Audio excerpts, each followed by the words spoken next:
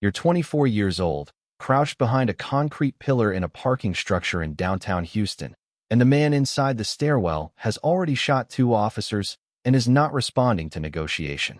Your sergeant looks at you, not at the team, at you, because you're the one who spotted the secondary exit on the blueprints 40 minutes ago when everyone else was focused on the front. You have been on this unit for 11 weeks. Your hands are not shaking. That surprises you more than anything else about this moment. In the next few minutes, you're going to live every rank inside one of the most demanding law enforcement structures in the world. Not the version they show in recruiting videos. Not the tactical footage with the clean entries and the perfect outcomes. The real version. The 0-400 callouts and the cases that don't resolve cleanly, and the specific psychological weight of being the person your team trusts with their lives on a Tuesday morning in a parking structure when everything has already gone wrong. You're going to go from the officer who doesn't know what she doesn't know, all the way to the commander who knows everything and carries all of it. Every rank has its own rules, its own currency, its own cost. This is what it actually feels like. Level 1, the candidate.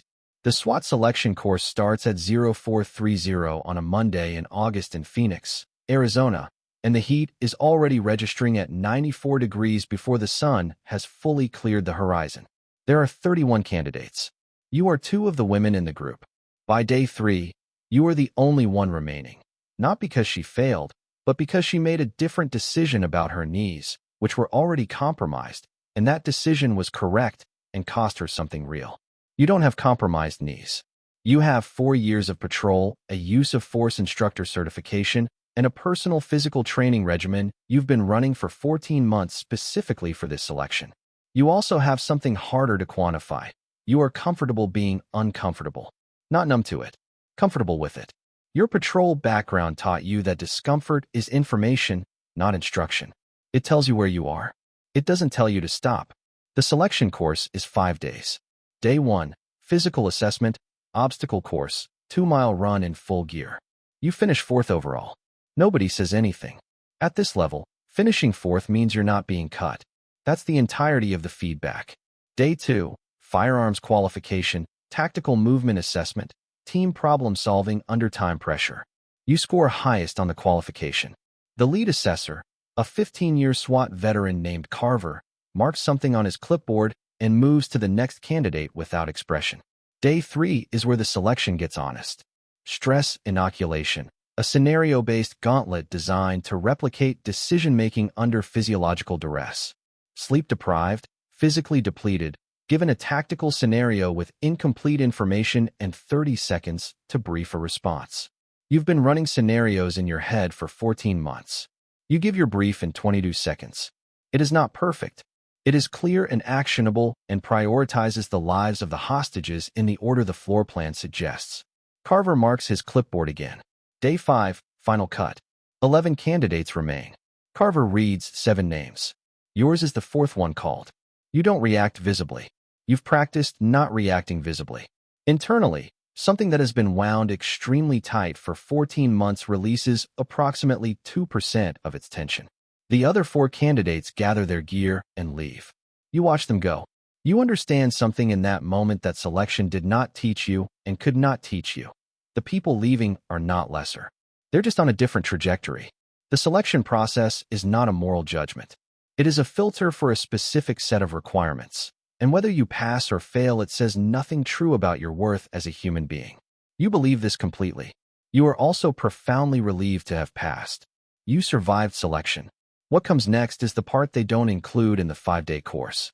Because surviving selection means you're now the newest person on a team that has operated together for years. And that is a completely different problem. Level 2, the rookie operator. The team room smells like gun oil, coffee, and the particular institutional rubber of tactical gear that has been inside real situations. Your gear smells like the store. Everyone knows this without looking. The smell of new equipment is a status marker at this level, and the status it marks hasn't been in anything yet. You cannot accelerate past it.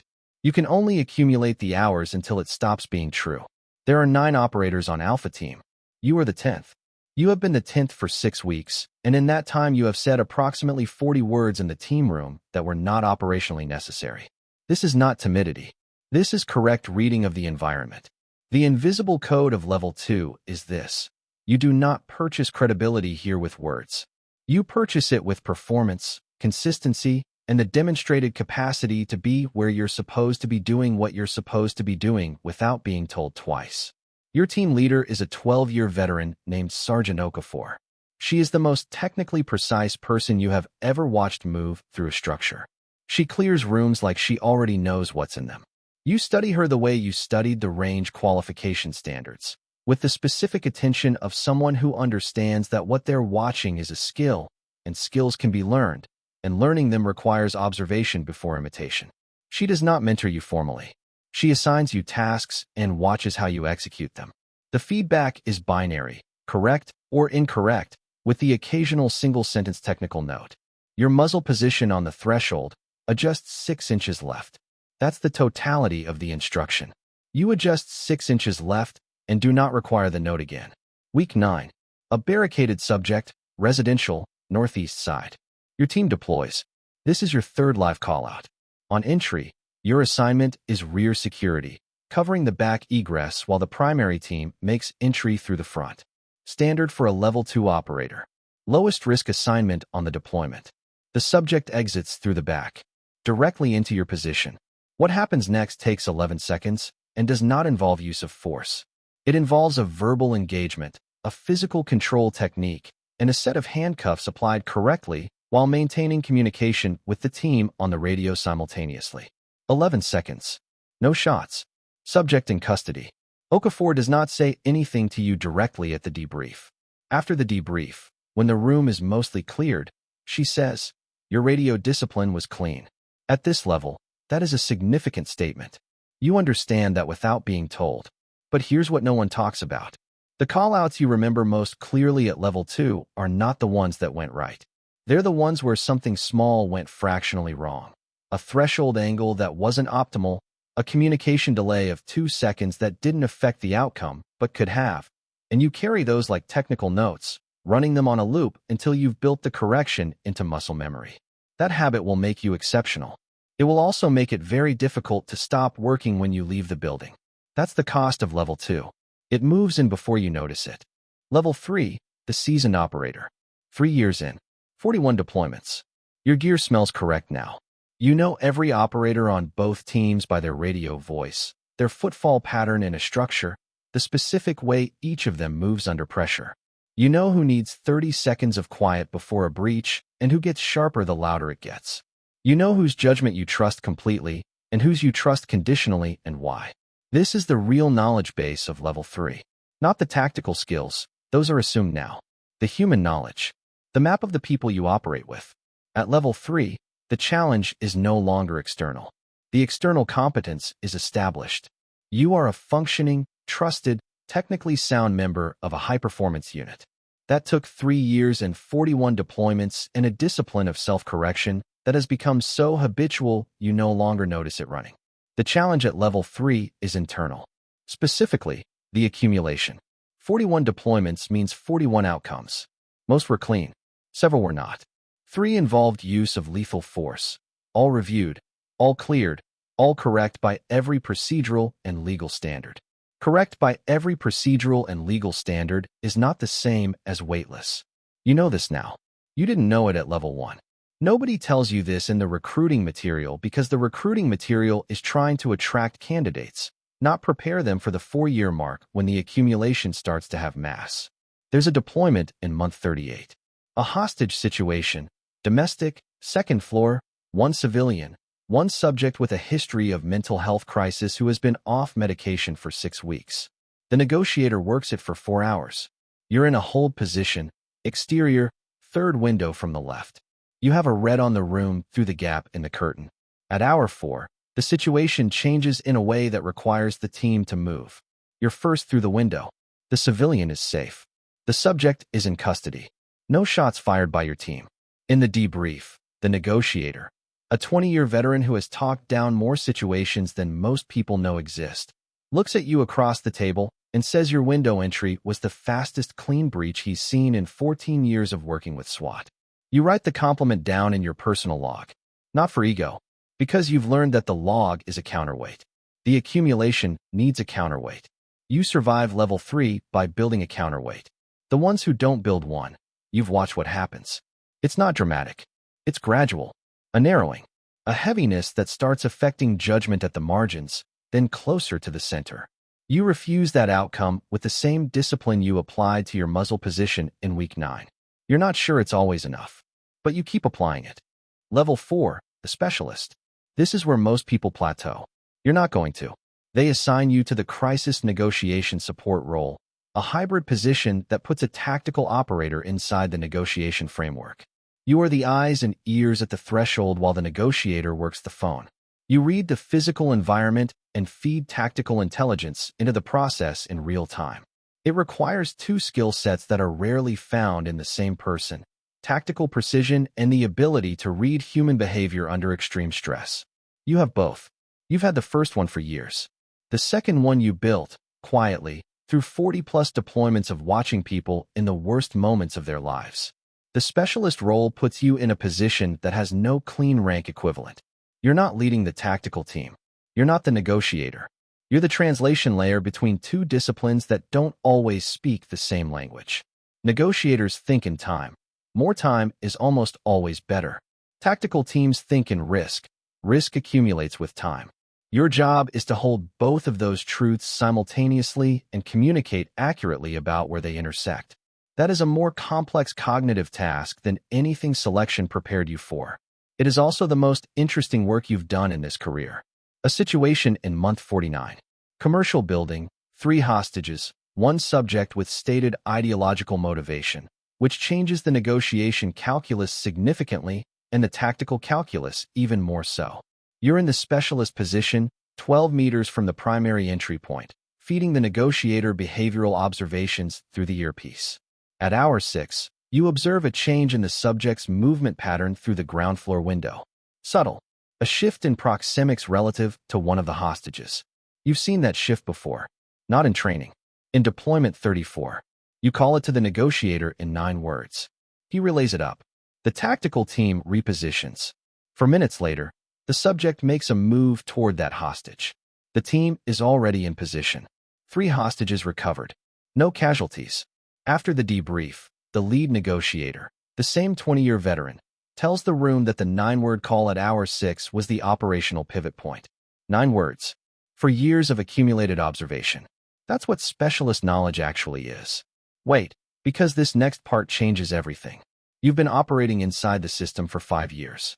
You know the system from the inside with a completeness that only accumulation produces. Now the system is going to ask you to start shaping it. That's a different job. You don't know yet if you're ready. You're going to find out. Level 5, the team leader. Your promotion to sergeant comes through on a Thursday. By Friday morning, you are responsible for 9 people. Same building. Same team room. Same gun oil and coffee smell. Different weight. Leadership at this level is not tactical. Your operators are technically sound. They don't need you to show them how to clear a room. What they need from you is judgment. Specifically, your judgment about when to go and when to hold. When the intelligence is sufficient and when it has gaps that make the operation unacceptably risky. When a team member is carrying something that's affecting their performance and needs to be addressed before the next deployment, not after. You make those calls now. All of them. The first time you pull an operator from a deployment rotation, a 6-year veteran who has been running on poor sleep and something he hasn't named yet. He doesn't understand immediately. He pushes back with controlled professional precision, and you listen to the pushback and hold the decision. 3 days later, he comes to your office and thanks you. You nod. You don't make it a larger moment than it needs to be. That's the work. Month 63. Your team is deployed to a school, the specific worst-case scenario that every law enforcement professional carries in the back of their mind as the test they hope they never face.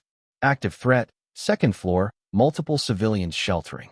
You make entry decisions in a compressed timeline with incomplete intelligence and the full weight of what's on the 2nd floor pressing against every calculation. Your team moves with a precision that is, you recognize this even in the middle of it, the product of 5 years of accumulated discipline. Every operator where they're supposed to be, every communication clean, every threshold crossed correctly. All civilians recovered. Threat neutralized. You stand in the parking lot afterward and do not cry. Not because you're suppressing it, but because you're not there yet. That comes at 0300, alone, in your car outside your apartment. That's where the team leader does the private accounting. No one sees it. That's part of the job description. You've led your team through 22 deployments. Your performance metrics are tracked by people above your rank. You know this because the questions you get from above your rank have started to be about the team's architecture, not just its outcomes. They're studying how you built it. That means they're thinking about what else you could build. Level 6, the lieutenant. But here's what no one talks about. Lieutenant means you're managing 2 teams now. Alpha and Bravo. 16 operators total, 2 sergeants between you and the work, a budget line item. A seat in the command staff meetings where the decisions get made before they reach the team room floor. You are now 3 organizational layers from the breach point. That distance is the new thing you have to learn to work with. At level 6, the currency changes. It's no longer performance. Yours is established and assumed. The currency now is institutional credibility, the accumulated weight of your record, your judgment, your ability to speak in the command staff meeting with the authority of someone who has actually been where the decisions land. You use that currency carefully. You've watched lieutenants who spent it on the wrong things, fought for visibility instead of outcomes, managed upward instead of downward, built relationships with the people above them at the expense of the people below. You do the opposite. You spend your credibility on your operators. Equipment requests that took 2 budget cycles under your predecessor. You get them in one because you know how to make the operational case in language the administration responds to. Training allocations. Scheduling structures that account for the psychological maintenance of a team that operates under sustained high-stress conditions. The administration doesn't always understand why that last one matters until they're looking at a performance decline or an early separation in an operator who should have had 5 more years. You explain it preemptively. In writing. With data. There is a command staff meeting in year 7 where the discussion involves a deployment protocol you believe is operationally unsound. The risk calculus has a flaw that is not visible from the administrative level and is obvious from the operational one. You say so. Precisely. With the specific detail of someone who has been at the breach point and can describe the flaw in physical terms. The room is quiet for approximately 4 seconds. Then the deputy chief asks you to put together a revised protocol proposal. You do. It takes 3 weeks and involves consultation with both your sergeants and the senior negotiator. The revised protocol is adopted department-wide. Your name is on the document. That is a different kind of deployment. 7 years in this unit. Hundreds of deployments across your career at various roles. Your name carries weight in rooms you're not present in. That's how you know you've reached level 6 fully. The question now is whether you're willing to go further, into the rooms where the weight is heaviest and the distance from the work is greatest. You already know your answer. Level 7, the commander. SWAT commander means the entire unit. Every team, every operator, every deployment decision that requires command-level authorization. It also means every outcome. The good ones and the ones that don't go right and the ones that go right by the metrics and wrong by the human accounting that only you and the people involved will ever fully understand. At level 7, you are also political. Not by choice, by position. The SWAT unit exists within a department, the department within a city structure, the city structure within a political environment that has opinions about law enforcement that are legitimate and complicated and sometimes in direct tension with operational requirements. You navigate this without losing the trust of your operators or your integrity in the command structure. That is a narrower path than it sounds. You do it by being consistent. The same reasoning, the same standards, applied regardless of who is watching or what the external pressure is that week. Consistency at your level is a form of justice. It tells every operator that the rules are real and apply equally, which is the foundation on which a high-performance unit actually runs. Year 9. A deployment goes wrong. Not catastrophically. There is no loss of life on your team, no civilian casualties. But there is a breach of protocol by an operator under pressure, a decision made in 3 seconds that doesn't hold up in the review, and the review is going to be public. You sit in the review with the deputy chief, the city attorney, and the operator's union representative. You have the full record in front of you, every second of it. You tell the truth. All of it. The mitigating factors and the error. You do not protect the department at the expense of accuracy. and you do not sacrifice the operator's context for institutional convenience. The review takes 4 hours. The outcome is proportionate and documented accurately. Afterward, the operator, who has been in this unit for 3 years and is going to stay in it, comes to your office. She says she didn't expect you to include the context. You tell her, the context is part of the record. The record has to be complete, or it isn't a record. She nods. She leaves. You sit in your office and understand that you have just spent a significant amount of institutional credibility on a decision that was correct and will not be rewarded by the administration. You'd spend it the same way again. You've been in this uniform for 17 years. You've shaped this unit from the operator level through every rank to the command chair. The unit is different because you were in it. You can measure that difference in the protocols, the training framework, the retention rate, and the 3 female operators currently on Alpha and Bravo teams who are being developed with a deliberateness that didn't exist before you. There is one rank above this. You are not sure you want it. That uncertainty is new. It tells you something true about what it costs. Level 8, the Chief of Police, SWAT Division Executive. You've been in this uniform for 22 years. The office is larger than any room you worked in before. It has a window that looks out over the city, the actual city, the streets your operators move through, the neighborhoods the unit exists to protect. You chose this office specifically for that window. You wanted the view to be operational, not ceremonial. The room goes quiet when you walk into a command staff meeting. Not because anyone performs deference, because 22 years of consistent, documented, outcomes-based leadership has created a gravity that operates on its own. You've buried 2 people you worked alongside. One was a deployment. One was not. Both left a weight that does not diminish and that you have stopped expecting to diminish, because you've learned that the weight is the appropriate response to the loss, and expecting it to lift is a misunderstanding of what grief actually is. You've shaped department policy on crisis intervention, tactical deployment thresholds, and operator psychological support. Your name is on 4 procedural documents that will outlast your tenure. The specialist hybrid role you occupied at Level 4 is now a formalized position in 12 departments nationally, exported through a training program you designed and have never once taken credit for in a press context. The 3 female operators on Alpha and Bravo teams, 2 of them have made sergeant. One of them is on the lieutenant track and will get there in 18 months. You know this because you've been watching her the way Okafor watched you in Week 9. You haven't told her. You won't until it's time. On a Tuesday morning in October, you sit at your desk before the building fills, and you think about a parking structure in downtown Houston. A concrete pillar. A sergeant looking at you. Not at the team, at you, because you'd spotted the secondary exit on the blueprints. Your hands weren't shaking. You didn't know then what you know now about why that mattered. It mattered because it was the first evidence, to yourself, before anyone else, that you were built for this. Not the rank. The work. The rank is what happened to you because you wouldn't stop doing the work. You stand. You put on your jacket. You look at the window. The city is already moving. If you want to see what it's like at the top, the decisions no one talks about, the deployments that don't make the news, the price of every rank from the inside, the full breakdown is next. I'll see you there.